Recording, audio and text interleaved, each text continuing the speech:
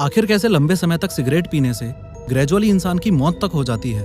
3D animation की मदद से चलो इस बात के पीछे की साइंस को समझते हैं। सब्सक्राइब करो पहले। हाँ जल्दी करो, मुझे पता है कि आप लोग नहीं करते, वीडियो देखते हो लेकिन सब्सक्राइब नहीं करते। ये लाल कलर का बटन नहीं से दबाओ, जल्दी दबाओ, जल्दी दबाओ, फिर मैं शुरू करूँ। दबा दो जल्दी, दबा दिया, घंटी में दबा देना। अगर एकदम बेसिक से शुरुआत करूं तो सारी प्रॉब्लम्स की जड़ है ये टोबैको प्लांट। इसी टोबैको प्लांट को सुखा के, सड़ा के और गला के किसी रोलिंग पेपर में डाल दिया जाए तो ये तैयार हो गया सिगरेट का आगे वाला पार्ट। सबसे पहले जैसे ही आपने सिगरेट को बर्न किया तो टोबैको के जलने से धुआं निकला। इस सिगरेट स्मोक को आपने इनहेल तो कर लिया, लेकिन प्रॉब्लम ये है कि 4000 से भी ज्यादा हार्मफुल गैसेस और केमिकल्स इस स्मोक के अंदर कंटेन्ड हैं। बैड न्यूज ये है कि सिगरेट का ये ब्राउन कलर का पीछे वाला पार्ट, जिसे सिगरेट बट या सिगरेट फिल्टर बोला जाता है, ये बस नाम का ही फिल्टर है। मेनली इसका काम है टोबैको के उस पार्ट को रोकना जो पूरी तरह से ना जल पाया हो, जिसे दूसरे शब्दों में टार भी बोल दिया जाता है। लेकिन इस फिल्टर के होने के बावजूद भी कुछ टार आपकी बॉडी में एंटर कर ही जाता है। फाइनली सिगरेट स्मोक इनहेल करने की वजह से 4000 से ज्यादा हार्मफुल गैसेस और केमिकल्स आपके विंड पाइप में एंटर कर चुके हैं। ये केमिकल्स आपके शरीर को एक्जैक्टली कैसे नुकसान पहुंचाएंगे, आगे बढ़ के ये समझने से पहले कुछ सेकंड्स के लिए इस स्टोरी को रोक देते हैं और एक नई स्टोरी की हेल्प से सबसे पहले ये समझते हैं कि अगर आपने सिगरेट स्मोक की जगह फ्रेश ऑक्सीजन इनहेल की होती तो क्या होता। देखो, आपने ऑक्सीजन इनहेल की, वो आपके विंड पाइप में पहुंच गई। ये दोनों हमारे लंग्स हैं और लंग्स तक पहुंचते पहुंचते आगे बढ़ के ये विंड पाइप इन दो ब्रांचेस में डिवाइडेड है, जिन्हें ब्रोंकाई बोला जाता है, और ये ब्रोंकाई इन बहुत सारी ब्रांचेस में डिवाइडेड हैं, जिन्हें ब्रोंकियोल्स बोला जाता है। फर्दर इन ब्रोंकियोल्स के भी एंड में है ये एल्वियोलाई। अब ध्यान से समझना, ये सिलेंड्रिकल पाइप्स जो आप देख रहे हो ये ब्लड स्ट्रीम है। खास बात यह है कि ये ब्लड स्ट्रीम इस एल्वियोलाई से अटैच्ड है और इस एल्वियोलाई की बाउंड्री इतनी ज्यादा पतली होती है कि इस जंक्शन पे कार्बन डाइऑक्साइड ब्लड स्ट्रीम से एल्वियोलाई में आके शरीर से बाहर जा सकती है, और जो ऑक्सीजन जस्ट अभी हमने सांस के द्वारा इनहेल की थी वो एल्वियोलाई से इस ब्लड स्ट्रीम में आ सकती है।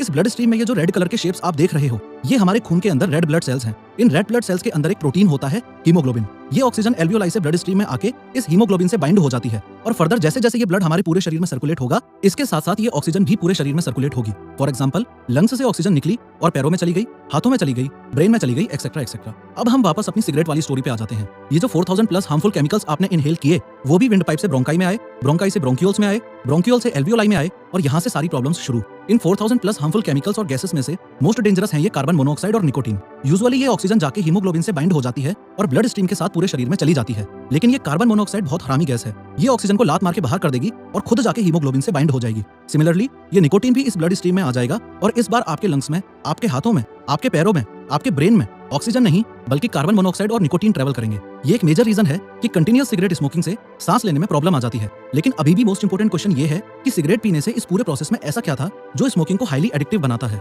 देखो, सिगरेट पीने के 7 से 10 सेकंड के अंदर ये निकोटीन ब्लड स्ट्रीम से होता हुआ आपके ब्रेन तक पहुंच जाता है। आपके ब्रेन में ये रिसेप्टर्स होते हैं जिन्हें निकोटीनिक एसिटिलकोलिन रिसेप्टर बोला जाता है। आगे बढ़ने से पहले ये समझो कि ये निकोटीन हेरोइन और कोकीन के बाद दुनिया का 3rd मोस्ट एडिक्टिव केमिकल है, यानी कि एक्सट्रीमली डेंजरस। जैसे ही ये निकोटीन इस रिसेप्टर से कनेक्ट होगा तो ये रिसेप्टर एक्टिवेट हो जाएगा। एक्टिवेट होते ही ये रिसेप्टर्स आपके ब्रेन में फील गुड हार्मोन्स और न्यूरोट्रांसमीटर्स रिलीज करते हैं, जैसे डोपामिन, एड्रेनालिन और सेरोटोनिन।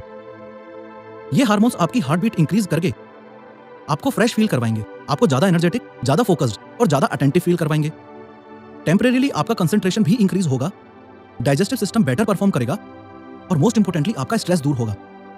अल्टीमेटली जिससे आपको हैप्पीनेस फील होगी और लगेगा कि आप 7वें आसमान पर हो। लेकिन इस पूरी कहानी में सबसे बड़ी प्रॉब्लम तब आती है जब आपको ये पता चले कि ये निकोटीन जो आपको सारी गुड फीलिंग्स और प्लेजर दे रहा था वो आपके शरीर में सिर्फ और सिर्फ 2 घंटे रुकेगा, उसके बाद ब्रेकडाउन होकर लीवर में चला जाएगा और फर्दर मूत्र विसर्जन के द्वारा शरीर से बाहर चला जाएगा। अगर टेक्निकली देखा जाए तो जिंदगी में सिर्फ एक सिगरेट पीने से आपकी बॉडी पर कोई बैड इफेक्ट नहीं होगा, लेकिन इतिहास गवाह है कि 99.9% केसेस में आज तक कभी ऐसा हुआ नहीं कि किसी ने सिर्फ एक बार स्मोकिंग करके छोड़ दी हो। जैसे ही निकोटीन शरीर से बाहर निकला फिर से क्रेविंग शुरू, आप फिर से सिगरेट पियोगे। अगेन निकोटीन आपके ब्रेन में पहुंच के फील गुड हार्मोन्स रिलीज करके आपको 7वें आसमान पे बिठा देगा और 2 घंटे बाद शरीर छोड़ देगा। निकोटीन की वजह से सिगरेट पीने की ये साइकिल या चेन चलती रहेगी और ऐसे लोग जो एक के बाद एक चेन बना के दिन में 100 सिगरेट्स तक पी जाते हैं उन्हें ही तो चेन स्मोकर्स बोल दिया जाता है। लेकिन एक एवरेज स्मोकर एक दिन में 10 से 15 सिगरेट्स तो निपटा ही देता है। सिगरेट स्मोकिंग की एनाटॉमी को समझने के बाद अब बारी है ये समझने की कि आखिर कैसे लॉन्ग टाइम तक स्मोकिंग करने से इंसान की जान तक जा सकती है। लेकिन आगे बढ़ने से पहले एक जरूरी सूचना, ब्रेनरिग एनिमेशन स्टूडियोज में क्रिएटिव 3D आर्टिस्ट की जॉब वैकेंसीज अवेलेबल है। अब यहाँ 2 सिचुएशंस आती हैं। यदि आप ऑलरेडी एक क्रिएटिव 3D आर्टिस्ट हैं तो जल्दी से जल्दी अपने पोर्टफोलियो, डेमो रील्स और रिज्यूमे इस ऑफिशियल आईडी पे मेल कीजिए। लेकिन यदि आपको 3D एनिमेशन नहीं आता और इस बात का पूरा विश्वास है कि आप एक क्रिएटिव इंडिविजुअल हैं और high quality 3D animations create कर सकते हैं, तो आप मेरे द्वारा तैयार किए गए master 3D with professor premium training program में एडमिशन लीजिए और एकदम बिगिनर लेवल से शुरुआत करके professor of how YouTube channel जैसी 3D वीडियोस बनाना सीखिए। 3D कोर्स की पूरी जानकारी के लिए स्क्रीन पर दिखाए गए व्हाट्सएप नंबर पे अभी के अभी मैसेज करें। देखो, ये जो हमारे ब्रोंकियोल्स हैं इनके अंदर म्यूकस और सीलिया होता है। जब हम सांस लेते हैं तो ऑक्सीजन के साथ साथ जर्म्स और डस्ट जैसे हार्मफुल पार्टिकल्स भी हमारी बॉडी में एंटर करते हैं, जो कि आगे बढ़ने से पहले इस म्यूकस में ट्रैप हो जाते हैं। तो ये हेयर लाइक प्रोजेक्शंस जिन्हें सीलिया बोला जाता है, ये इन हार्मफुल पार्टिकल्स को हमारी बॉडी से बाहर फेंकने में हेल्प करते हैं। लेकिन जब आप रेगुलर स्मोकिंग करते हो तो टोबैको के जलने से आपकी बॉडी में एंटर करने वाला टार और हाइड्रोजन साइनाइड नामक पॉइजनस गैस दोनों मिलकर इस सीलिया को पैरालाइज कर देते हैं। इसी प्रोसेस को डॉक्टर्स सिलियोस्टेसिस बोलते हैं। अब प्रॉब्लम यह है कि इन हार्मफुल सब्सटेंसेस को बॉडी से बाहर फेंके कौन? तो ये जर्म्स और डस्ट आपके रेस्पिरेटरी सिस्टम में रह के उसको चोक करने लगते हैं, और जब अति होने लगती है तो इन जर्म्स और डस्ट को आपकी बॉडी से बाहर निकालने के लिए ही तो आप कफिंग करते हो, यानी कि खांसते हो। आपने ये भी नोटिस किया होगा कि स्मोकिंग करने वाला व्यक्ति अर्ली मॉर्निंग में कुछ हद से ज्यादा ही खांसता है। उसके पीछे भी साइंस है। सिगरेट स्मोकिंग से डैमेज्ड ये सिलिया रात में रिकवरी करते हैं और सुबह होते ही उन सभी जर्म्स और डस्ट को all of a sudden expel करते हैं। इस प्रोसेस में अर्ली मॉर्निंग में एक चेन स्मोकर को हद से ज्यादा खांसी आती है। रेगुलर स्मोकिंग करने से ये सिलिया परमानेंटली डैमेज तक हो जाते हैं और आपके ब्रोंकियल ट्यूब्स की लाइनिंग बार बार इरिटेट होने की वजह से स्वेल हो जाती है। सिर्फ इतना ही नहीं, यहाँ पे एक्सेस म्यूकस भी डेवलप हो जाता है। As a result of which smoker की लाइफ में एक ऐसा पॉइंट आता है जब वो 24 घंटे 7 दिन सिर्फ खांसता ही रहेगा। इस बीमारी को ही क्रॉनिक ब्रोंकाइटिस बोला जाता है। रेगुलर स्मोकिंग की वजह से ये 4000 प्लस डेंजरस केमिकल्स आपके एल्वियोलाई को भी डैमेज कर देते हैं। As a result of which इस ब्लड स्ट्रीम में काफी कम ऑक्सीजन जाएगी, जिससे आपको सांस लेने में प्रॉब्लम होगी। इस बीमारी को ही एम्फीसीमा बोल दिया जाता है।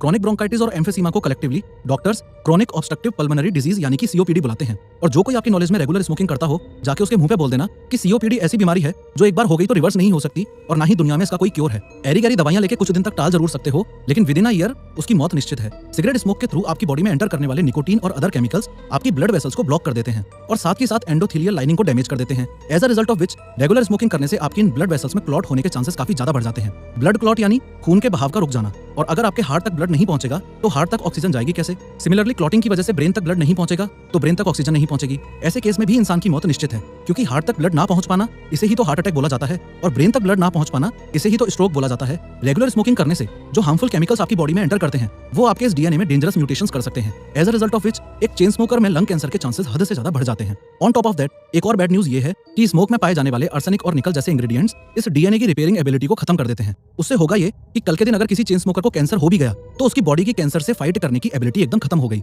At the end of the day फिर से मौत निश्चित है। ऑनेस्टली स्पीकिंग, सिगरेट पीने से जो हार्मफुल सब्सटेंसेस आपकी बॉडी में एंटर करते हैं उनके किस्से सुनोगे तो चौंक जाओगे। सुनाऊं? चलो सुना देता हूं। सबसे पहला है अमोनिया। ये वही सब्सटेंस है जो टॉयलेट क्लीनर्स और फ्लोर क्लीनर्स में यूज होता है। दूसरा है एथेनॉल, ये शराब में यूज किया जाता है। तीसरा है डीडीटी, ये कीड़ों को मारने वाली दवाइयों में यानी कि इंसेक्टिसाइड्स में यूज किया जाता है। चौथा है आर्सेनिक, ये एंट पॉइजन में यूज किया जाता है। पांचवा है कार्बन मोनोऑक्साइड, जो कि कार एग्जॉस्ट फ्यूम्स में पाया जाता है। छठा है कैडमियम, ये कार बैटरी फ्लूइड्स में यूज किया जाता है। सातवां है हाइड्रोजन साइनाइड, जो कि और कुछ नहीं बल्कि एक जहर ही है। आगे मैं गिनाता जाऊंगा, आप गिनते जाओगे, लेकिन ये लिस्ट कभी खत्म नहीं होने वाली। उसकी जगह एक पर्सनल एडवाइस देता हूं। हजारों स्टैटिस्टिकल रिपोर्ट्स आप नेट पे देख सकते हो जो ये बताती हैं कि इंडिया में एनिमेशन इंडस्ट्री अगले 5 सालों में खतरनाक बूस्ट मारेगी। एक एवरेज स्मोकर होने के नाते आप जितने रुपए एक महीने की सिगरेट में उड़ा दोगे, सिर्फ उतने अमाउंट में 3D एनिमेशन ट्रेनिंग प्रोग्राम में एडमिशन ले सकते हो। अभी कंपटीशन काफी कम है, इसलिए यही परफेक्ट टाइम है बाजी मारने का। स्क्रीन पे दिखाए गए नंबर पर व्हाट्सएप करके मुझसे बात करो, 3D कोर्स की इन्फॉर्मेशन लो, और जो पैसा सिगरेट जैसा जहर पीने में बर्बाद करते हो उस पैसे से खुद को या अपने छोटे भाई बहनों को 3D कोर्स गिफ्ट करके स्किल्स को इंप्रूव करने पर ध्यान दो। Thanks for watching.